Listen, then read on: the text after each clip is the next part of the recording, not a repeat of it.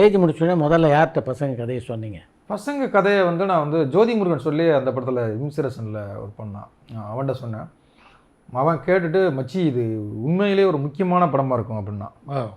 First கேட்ட உடனேயே வந்து அப்புறம் வந்து வெளியில் போய் சொன்னது வந்து நம்ம லிங்குசாமி சார் தம்பி சந்திரபோஸ் போஸ் போஸ் சசின் சசி மேக்கப் இது சாரி சசின் டிசைனர் சசின் சசில அது பெரிய சசி அவரை போஸ் 2 பேரையும் வச்சுக்கிட்டு இந்த கதையை சொல்கிறான்.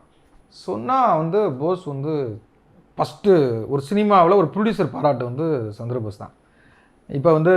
இப்போ கூட அந்த நம்ம ஸ்டேட் அவார்டு கிடைக்கும்போது அவரை ஒன்று அனுப்பி விட்டுருந்தார். எங்களுடைய படங்களுக்கு 20 அவார்டு அப்படின்னு சொல்லி ஒரு டிசைன் பண்ணி அனுப்பியிருந்தார்.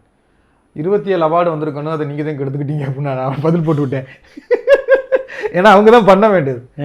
சந்திரபோஸ் சார் வந்து கேட்டுட்டு சூப்பர், யோ என்ன இப்படி யோசிச்சிருக்கியா அப்படின்னு லிங்கு சாருக்கு ஃபோன் அடிக்கிறார். அவர் இப்போ திருச்சியில் ஒரு காலேஜ் ஃபங்க்ஷனுக்கு போயிருந்தார். ஏய் லிங்கு, சேரன் அசிஸ்டண்ட் கதை ஒன்று சொன்னாப்புலப்பா. அப்படியா, யார் ஹீரோ அப்படிங்கிறார் அவர். இவர் பெருமையாக லவுட் ஸ்பீக்கரை போட்டு பேசுகிறார். இல்லை ஹீரோலாம் கிடையாது, ஹீரோலாம் இங்கே மேட்ரு கிடையாது அப்படிங்கிறார். ஓ ஹீரோயின் ஓரியன்டட் ஃபில்மா? ஹீரோயின் கிடையாது, அப்போ அது என்னடா படம் அப்படிங்கிறார் அவர். யோ நீங்கள் வா இந்த கதையை கேளு அப்படி சரின்னு சொல்லிட்டு அப்போ ஃபஸ்ட்டு கேட்டது போஸ். அவர் பயங்கரமாக பாராட்டினார். அப்புறம் லிங்குசாமி கேட்டாரா? லிங்குசாமி சார் 2 தடவை கேட்டார். ஃபஸ்ட்டு தடவை கேட்டார். அவருடைய இந்த ரேணிகுண்டா டைரக்டரு கனகு ஒரு 3-4 டேரக்டர் அவங்க கூடவே இருப்பாங்க. அவங்க எல்லாருமே வச்சுக்கிட்டு கேட்டார். கேட்டுட்டு அவருக்கும் ஜட்ஜ் பண்ண முடியல, லிங்கு சார்னாலையும் ஜட்ஜ் பண்ண முடியல. இது ஒரு தெளிந்த நீரோடையே இல்லையே பாண்டராஜ், மழை பெஞ்ச தண்ணி அடிச்சுக்கிட்டு போகிறது மாதிரி இருக்குதே அப்படின்னாரு.